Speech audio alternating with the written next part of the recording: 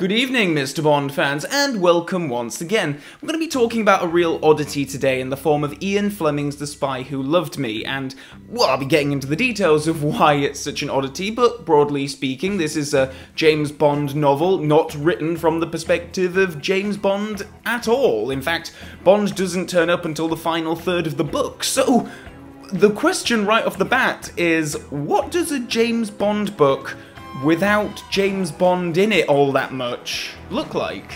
Well, it looks like the story of Vivian Michelle, a young Canadian lady working in a motel in the United States. You were expecting something else?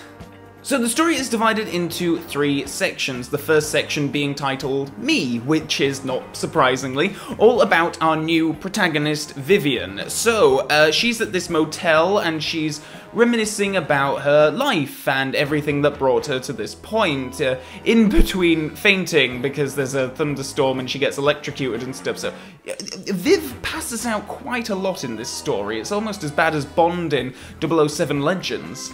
Specifically, she talks about her past lovers, the first of which being a guy called Derek, who's a bit of a playboy messing her around, and he tries to have sex with her in the cinema, and then they get kicked out, and then they go and do it in a field instead, and it's a classy story, as you can tell.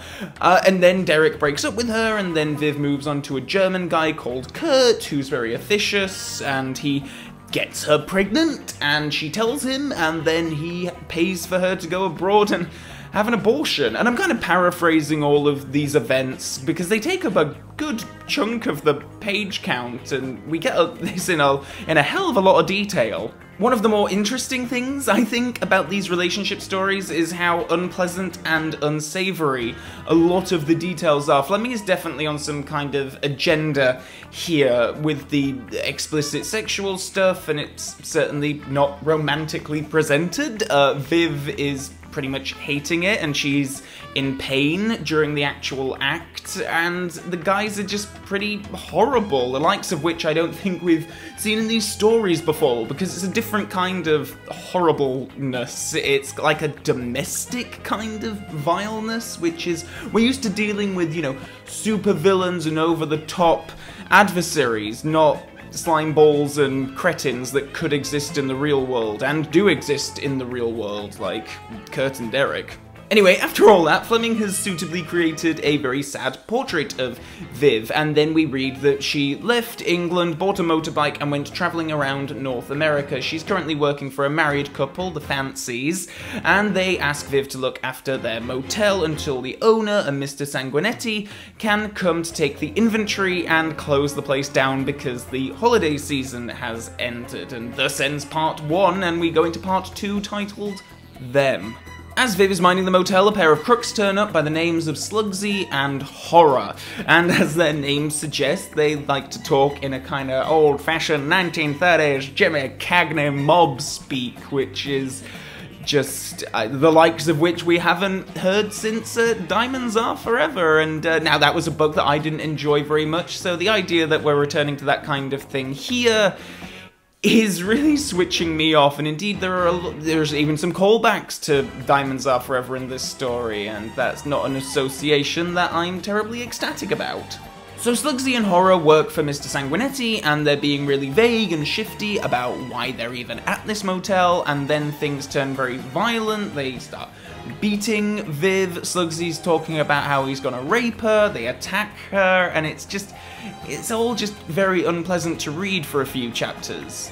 But don't get me wrong, I'm not saying that my sensibilities are being offended or anything like that. I'm fine with, you know, violence of this gratuity, but here it's coming across just kind of petulant to me. Like, Fleming has clearly constructed this as a more adult book, and a part of that is that he's writing these extended sequences of just misery being inflicted upon this poor lady Viv, which are gratuitous and written for gratuity's sake. Anyway, after a whole chunk of just unpleasantness, we get to the third section of the book, which is titled Him, and I think we all know who him is referring to. As the mobsters are attacking Viv, in walks James Bond, who has a flat tire and is in need of a room for the night. There's some direct referencing to Thunderball at this point, as Bond and Viv get introduced, and Bond explains that he was passing by, he's in the US on a different mission, and he even describes a little bit about the mission that he was on, which sounds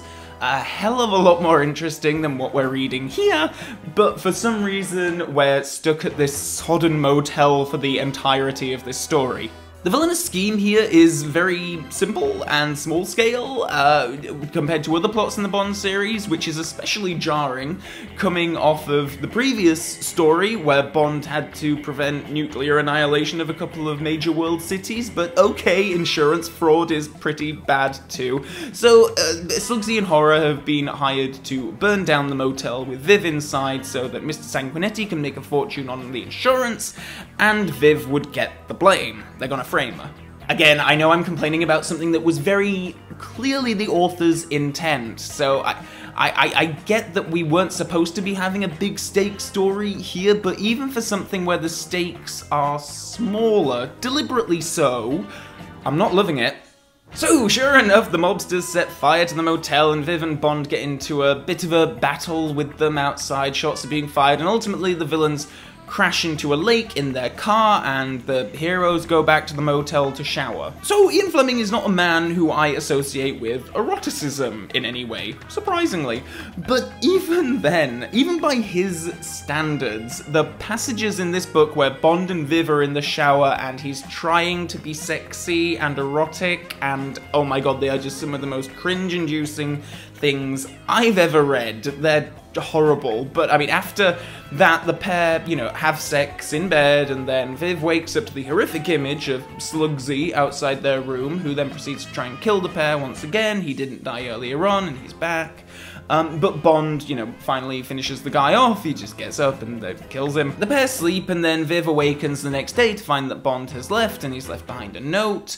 And the local police then arrive, and Viv gives her statement to them, and then we get some really bizarre, almost public service type of announcement, as some officer sets Viv down and tells her that she should avoid having anything to do with all men involved in violent lines of work and espionage, as they are dangerous and will ultimately only hurt her. So, thanks for that, officer. I'm super glad you were here to convey that particular bit of information. Anyway, Viv hops back on her motorcycle and continues her tour of America, and even though she heeds the officer's warning from earlier on, she still can't help but be somewhat smitten and enraptured with the spy who loved her. So it's a real small-scale story, and that is clearly one of Fleming's main intentions. And one of his other main intentions, and he talked about this in interviews when he was alive and such, was that he thought that the character of James Bond was being wrongly revered as a hero, especially by young people, and this story was his attempt at some kind of course correction designed to show the readers that, actually, you know what, this James Bond character is a very dangerous man and not a figure to aspire to become, which is a perfectly fine intention. The only thing is that Fleming has been writing a cool, awesome hero character for several books and stories at this point, so the idea that he's aggrieved by the fact that audiences are finding his cool, awesome hero character to be a cool, awesome hero character is something that doesn't sit entirely well with me. I actually found Bond to be quite debonair here, and he has some good lines and quips, and for all the faults I have with the book, and there are many, I still think it's very interesting to read a story where it's another character perceiving and observing James Bond. We're not in his mind in this story, of course, but for that very reason, I feel like he comes across as an even more heroic Superman than he ever has done before, probably because we're not getting his more human monologue or thoughts on certain situations. And, you know, aside from sleeping with Viv and then leaving her, there's some discussion of moral ambiguity with him, but some of the themes here I felt are just being repeated and were explored better in other Fleming books. For example, between Bond and Mathis in Casino Royale. It feels unfair to call Viv a supporting character, given that she is our protagonist here, and it's really interesting coming to read a book written entirely from the first-person perspective of a woman as written by Fleming. I generally haven't found his female characters to be all that compelling in the past, and I have some of the same issues with Viv, namely that she says things that no woman would ever actually say. Now, this is something of a debatable point, I guess, and if you want to debate me, then please feel free to do it in the comment section below, but in relation to my last point, I would like to focus on one particular line from the book, that line being, "All women love semi-rape." So, I'm not a woman, but I know some, and I did a little focus group, and would you know, not one of them agreed with that statement. And indeed, pretty much all of the sexual encounters Viv describes in the book are ugly, painful experiences. She's pretty much raped throughout the entirety of the book. Men are forcing her into sex that, in her monologue, we hear she doesn't want, and so to come out with a line like, "all women love semi-rape," does one of two things. It either highlights the naivety of the writer, or it paints a very damaged psychological portrait of the fictional character. Viv's relationship with men and with sex is not healthy, and it's tough to know how much of that nuance was actually conceived of by Fleming, or whether I'm just projecting a more modern psychological analysis onto it, but either way, Viv needs a therapist or something. I mean, that line in particular just bothers me because if I'd have come to this book first out of all of the Bond stories, I probably would have given Fleming the benefit of the doubt and just assumed, you know what, he's trying to write this psychologically damaged female character, and I'm going with it. But knowing how he writes female characters in the other books and how he writes sex, I just think he was quite for such a well-travelled man, there was an awful lot of naivety in his views and how he thinks other people other than straight white British men think. And yet, despite all that, I don't dislike Viv. She has a certain resilience, and she does fight back against her assailants when she deems it prudent. She's a smart character, and I actually like her for that. With the exceptions of Viv, Bond, and the policeman at the end, pretty much everyone else in this story is a dreadful excuse for a human being. Slugsy and Horror are just terrible, depraved men, but I found it hard to take them seriously with those names, particularly Slugsy, which sounds like it belongs in more, in more of something like Bugsy Malone rather than James Bond, and the people who run the Motel 2 are just crass and horrible. It is an entire story full of just unpleasant characters. So how does it compare against the film? Well, not since Moonraker has a 007 story had such little to do with its movie counterpart, but that was by Fleming's decree. I mean, he was reportedly very displeased with the reception the book got at the time, and I mean, I don't know really what he was expecting, but as such he said that the film producers could only use the title of the book and no plot elements whatsoever. The only similarities I can extrapolate are that Slugsy and Horror feel like they evolved into Sandor and Jaws in the film, and it's certainly not a direct lift. I mean, there's a huge stretch. I'm basically basing this on Slugsy is bald and Horror has, interesting teeth, and that's about it, really.